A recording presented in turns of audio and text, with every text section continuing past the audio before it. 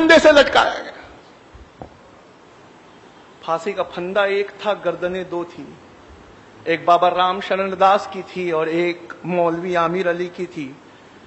आज ये हिस्ट्री अगर आपको पढ़नी है तो अयोध्या में एक बहुत मशहूर जगह है जहां इमली का झाड़ वो आज भी मौजूद है, उसे कुबेर का टीला कहते हैं।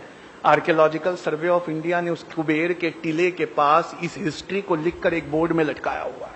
हरियाणा में एक जगह है हांसी, वहां की हिस्ट्री है कि यहां पर दो दोस्त रहा करते थे, एक का नाम था हुकुमचंद जैन और एक का नाम मुनीर बेग था। इस हिस्ट्री में लिखा है कि हुकुमचंद जैन और मुनीर बेग दोनों ने इतना डटकर अंग्रेजों का मुकाबला किया, इतना लोहा लिया कि नाभा, कपूरथला, कश्मीर और पटौदी राजाओं की मदद से पकड़कर इन्हें अंग्रेजों को सौंपा गया।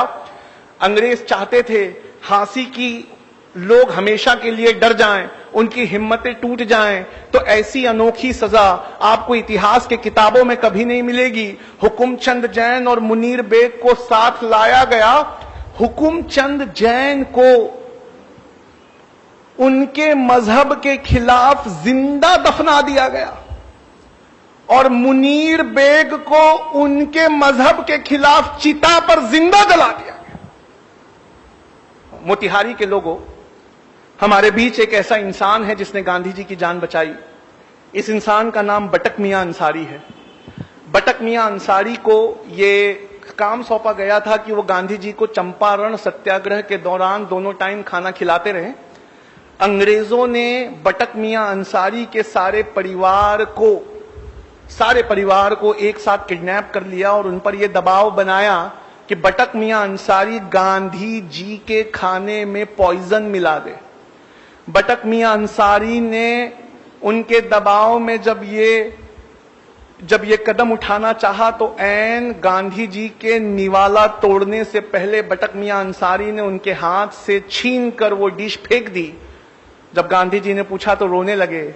कहा अंग्रेज उद्योगपतियों ने कल मेरे बच्चे की लाश भिजवाई है, अगर आज मैंने आपको पॉइजन नहीं दिया तो एक और परिवार से ऐसा होगा जिसकी लाश मुझे भिजवा दी जाएगी। बटक मियां अंसारी ने अपने परिवार की परवाह बिना किए गांधी जी के हाथ से वो पॉइजन भरा कटोरा छीन कर फेंक दिया। ऐ मोतिहारी के लोगों, मैं उस वक्त वहां मौजूद था और मैं आज आपके बीच राष्ट्रपति बनकर आया हूं और गांधी जी की जान बचाने वाले इस बटक मियां अंसारी को उसके एवज में 50 एकड़ जमीन मोतिहारी में देना चाहता हूं।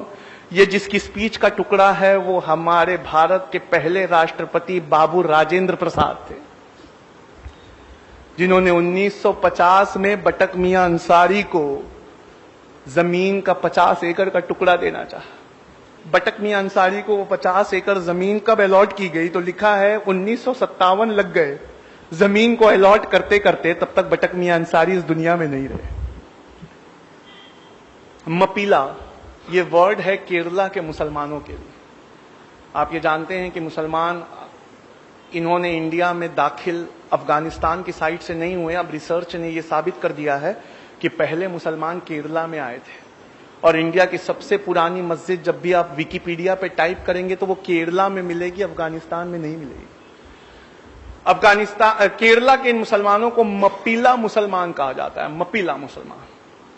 इन मपीला मुसलमानों ने गांधी जी के असहयोग आंदोलन में बहुत बढ़ चढ़ के हिस्सा लिया। गांधी जी के असहयोग आंदोलन में हिस्सा लेने के बाद अंग्रेजों ने इन्हें बहुत जोर से कुचला, इतने जोर से कुचला कि क्या आप में से कोई बता सकता है जलियांवाला बाग में जनरल डायर की गोलियों से मरने वाले लोग कितने थे? 379। जलियांवाला बाग आता है, आज भी ये नाम आता है तो क्या आप इज्जत से हाथ बांधकर खड़े नहीं हो जाते? 379 निहत्थे औरतें, बच्चों और बूढ़ों पे गोलियां चलाई गई थी जलियांवाला बाग में। हम वो जब भी आता है हमारी आंखों में आंसू आ जाता है। आइए हिस्ट्री ले चलूं। लिखने वाले ऑथर ऐसे हैं जिनकी हिस्ट्री की किताबें कैम्ब्रिज और ऑक्सफोर्ड में पढ़ाई जाती हैं। नाम बिपिन चंद्रा है। चैप्टर है 17th चैप्टर, उसका नाम ही मपीला रेबेलियन है। मपीला रेबेलियन में लिखते हैं कि मपीला मुसलमानों को गांधी जी का साथ देने के लिए 1921 में यह कीमत चुकानी पड़ी कि अंग्रेजों के रिकॉर्ड के मुताबिक 2337 मपीला मुसलमानों को फांसी दी गई। मैं इनके जो लीडर थे उनका नाम था हाजी कुन मोहम्मद, मैं उनसे मिल चुका हूं। उन्होंने बताया है कि गैर सरकारी रिकॉर्ड में 45,404 मपीला का नाम है। लोगों, इसमें एक जगह थी बेल्लारी ट्रेन ट्रेजेडी। इस बेल्लारी ट्रेन ट्रेजेडी में यह हुआ था कि 127 मुसलमानों को, क्रांतिकारी मुसलमानों को बिना खिड़की वाली एक वैगन में भरकर थिरूर से बेल्लारी भेजा जा रहा था। बिना खिड़की वाली इस वैगन, छोटी सी वैगन थी, उसमें 127 मुसलमान भरे हुए थे। बीच का एक स्टेशन कोयंबटूर पहुंचते पहुंचते 70 मुसलमानों ने दम तोड़ दिया और इनकी पोस्टमार्टम रिपोर्ट में लिखा है इनटॉलरेबल सफोकेशन, यानी असहनीय घुटन के वजह से ये मौत हुई। आखिरी इंसान जिसके बारे में मैं आज आपको बताना चाहूंगा वो अशफाकुल्ला खान थे। ये अशफाकुल्ला खान एक बेहतरीन क्रांतिकारी थे। काकोरी में चंद्रशेखर आजाद और राम प्रसाद बिस्मिल का साथ देने की वजह से पहले इन्हें अंडमान निकोबार के काले पानी की सजा हुई और बाद में वहीं सूली से लटका दिया गया। अशफाकुल्ला खान से मिलने जब उनका परिवार पहुंचा तो वो बेतहाशा रोने लगा और परिवार उत्तर प्रदेश में मिलने पहुंचा एक दिन पहले जब उन्हें काले पानी भेजा जा रहा था। अशफाकुल्ला खान ने उनके बहते हुए आंसुओं को देखा और देखकर आंसू पोंछते हुए कहा, ऐ मेरे घर वालों, तुम इन आंसुओं को रोक लो। क्या तुम्हें इस बात की खुशी नहीं है कि हर साल जब आजादी का दिन आएगा तो राम प्रसाद बिस्मिल, कन्हैया लाल और खुदीराम बोस के साथ उसी सांस में तुम्हारे भाई अशफाकुल्ला खान का भी नाम लिया जाए। गांधी जी से पूछा गया दांडी मार्च के वक्त, कहा गांधी जी अगर अंग्रेज आपको दांडी मार्च पूरा होने से पहले गिरफ्तार कर ले तो आपकी जगह कौन लेगा? इतिहास में नाम दर्ज है, गांधी जी ने कहा अगर दांडी पहुंचने से पहले मुझे अंग्रेज सरकार गिरफ्तार कर ले तो मेरी जगह अब्बास तैयब जी लेंगे। और गांधी जी कहते हैं, अब्बास देखना जब मैं जेल चला जाऊं तो तुम्हारे मुट्ठी से नमक ना छूटे।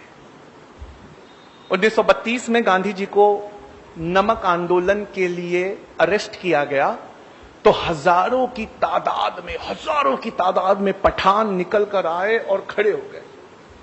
इतनी हजारों की तादाद देखकर अंग्रेज डर गए और अंग्रेज पेशावर से भाग गए।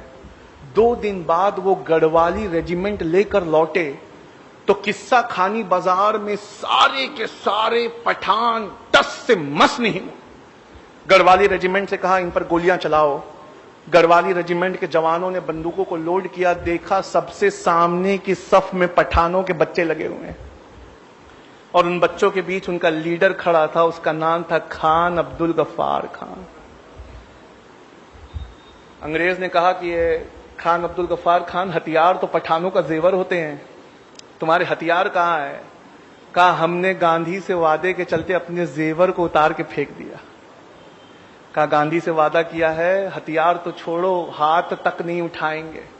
ये फोटो, वहां जमा लोगों की फोटो आज भी गूगल और विकिपीडिया पे मौजूद है।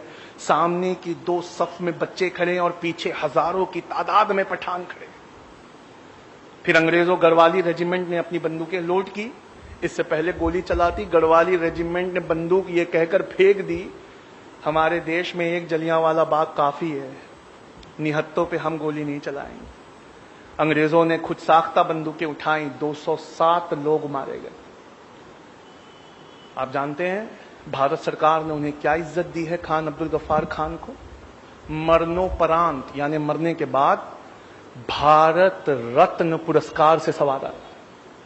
खान अब्दुल गफ्फार खान का टाइटल है सीमा अंत गांधी यानी फ्रंटियर गांधी।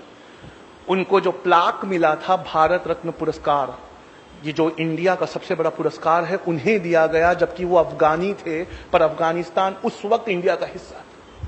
उस प्लाक में से मैं पढ़ता हूं, उस प्लाक पे भारत सरकार ने क्या लिखा है। उस प्लाक में ये लिखा हुआ है कि किस्सा ख्वानी बाजार के दिन अपनी बहादुरी, दिलेरी और गांधी जी से चलते वादे के मुताबिक हिंसा के विरोध में अपने हथियारों को फेंक देने की वजह से और 90 साल की अपनी जिंदगी में से 45 साल जेल में गुजारने की वजह से सीमांत गांधी खान अब्दुल गफ्फार खान को भारत सरकार भारत रत्न से नवाजी। डीएनए ये एक न्यूज़पेपर है जो मुंबई में निकलता है। इसके आफ्टरनून एडिशन को टाइप करिए, उस पर लिखिए मीर उस्मान अली डीएनए। गूगल पे टाइप करके जैसे ही आप एंटर करेंगे अखबार की ये पेपर कटिंग खुलेगी जिसमें लिखा है 1965 में पाकिस्तान से हो रही लड़ाई के वक्त इंडिया के पास पैसे की कमी पड़ गई थी, तो भारत के प्रधानमंत्री लाल बहादुर शास्त्री ने ये अपील करी थी और अपील कर कर ये कहा था कि ये लोगों आगे बढ़कर चंदा दो नेशनल डिफेंस फंड में। मीर उस्मान अली ये उस समय हैदराबाद के निजाम थे। उनसे जब लाल बहादुर शास्त्री की अपील को सुना तो उन्होंने फोन किया लाल बहादुर शास्त्री से, कहा sir I want to meet you, आप हमारे हैदराबाद में आइए। कहा देखते नहीं, वार चल रहा है। कहा सर उसी के जिम्मन में मिलना है, मेरे पास फोटो मौजूद है, आप असरा के व्हाट्सएप ग्रुप से जुड़िए, मैं आपको वो फोटो फॉरवर्ड करता हूं। लाल बहादुर शास्त्री हाथ मिलाते हुए मीर उस्मान अली से, क्या आप जानते हैं 1965 में पाकिस्तान के खिलाफ लड़ाई के लिए इंडिया के इतिहास का सबसे बड़ा चंदा दिया गया था। 2015 तक वो रिकॉर्ड टूटा नहीं है। इंडिया का सबसे बड़ा चंदा मीर उस्मान अली ने 5000 किलो सोना दिया था। 5 टन सोना लाल बहादुर शास्त्री के हवाई जहाज में बेगम पेठ एयरपोर्ट हैदराबाद में लादते हुए फोटो डीएनए अखबार ने छापी है। और इस रिपोर्ट को अप्रैल की 13 तारीख 2015 को द हिंदू नेशनल अखबार है, उसने फ्रंट पेज पर इस हेडिंग के साथ छापा है, close fist open handed Mir Usman Ali. 5 ton यानी 5000 किलो सोना, ये वो चंदा है जिस चंदे को आज तक किसी ने क्रॉस नहीं किया।